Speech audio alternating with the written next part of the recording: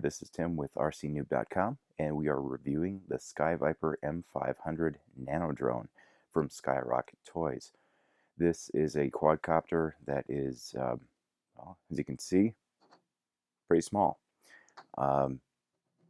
It's primarily used indoors, at least that's where I've done most of my testing. I did take it outside for a little bit when the wind was minimal to non-existent.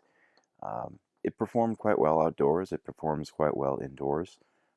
It's a fun little quadcopter to fly.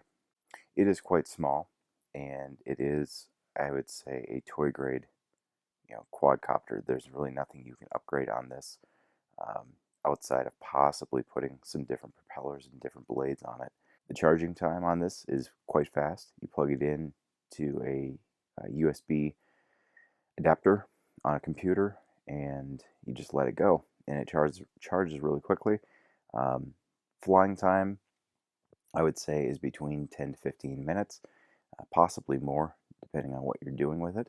Let's take a look at the controller for this quadcopter. There are a number of buttons and a number of controls on this controller. It feels good when you're holding it, which for me is always a plus.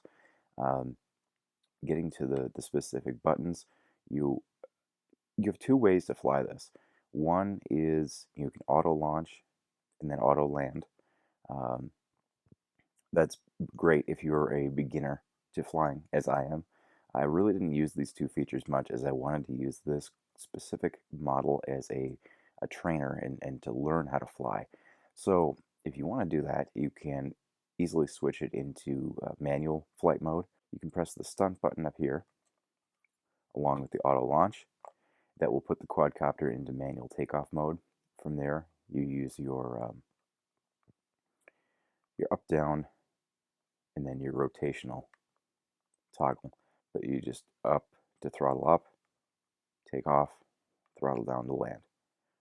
Whereas if you use auto launch and auto land, one button takes off, a longer press, and then you'll land the quadcopter. You can also control the elevation through these knobs if you're using auto launch and auto land.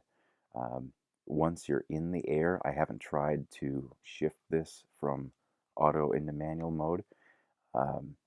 If you're in auto launch mode, using the throttle does nothing to control the quadcopter. You're basically controlling the rotor speed and throttle through these buttons, and then all your directionals come from these as well.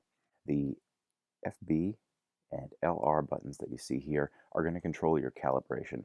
Now, the calibration on this quadcopter, I will say, is really, really important. And I will also say that this quadcopter is very touchy. When you have a hard landing or a crash or anything like that, you will probably need to recalibrate and adjust your drift. And basically that is when you launch the quadcopter, it may drift to the front, it may drift to the back, or from side to side. But these will help you recalibrate and adjust and battle that. So forward, backward example, if your quadcopter is drifting forward without any throttle input or any directional input, then you hit the back button a few times. Same for left to right, side to side. If you're getting drift one way, you press the opposite calibration button.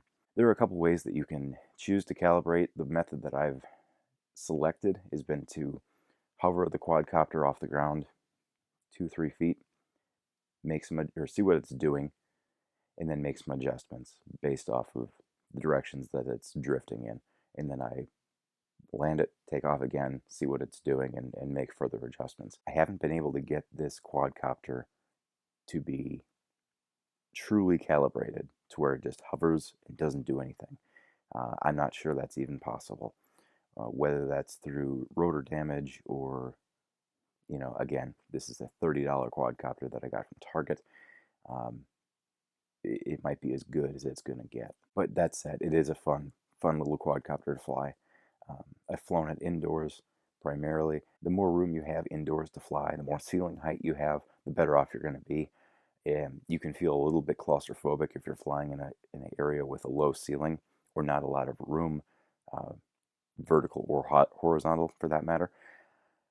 And for me, that appeared to affect how I flew the quadcopter. I wasn't quite as daring as I wanted to be. So as mentioned before, there is a stunt button. This can do flips, and they are all pre-programmed. So when you're in the air, press the stunt button, and then use your directional controller here to flip the quad. And doing stunts with this is quite fun too. Just a fun all-around little flyer. And it's a nice little model for those that haven't flown before, such as myself. And it's a good way just to familiarize yourself with basic quadcopter controls. That will wrap up the review of the Skyviper M500 Nano drone. Again, this is from Skyrocket Toys. I picked this model up at Target. You can find it at Walmart. You can also find it online, walmart.com, target.com. Amazon carries it. You'll find it in the toy aisle by the other RC vehicles and RC quads and drones. Just a fun flyer. Price-wise, comes in at $29.99 to $34.99, depending on where you shop.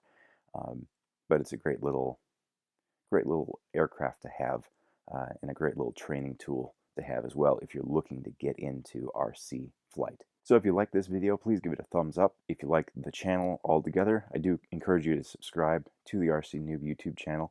And for more information on this quadcopter and other RC vehicles, check them out at rcnoob.com. Until next time, this has been Tim. We will talk to you later.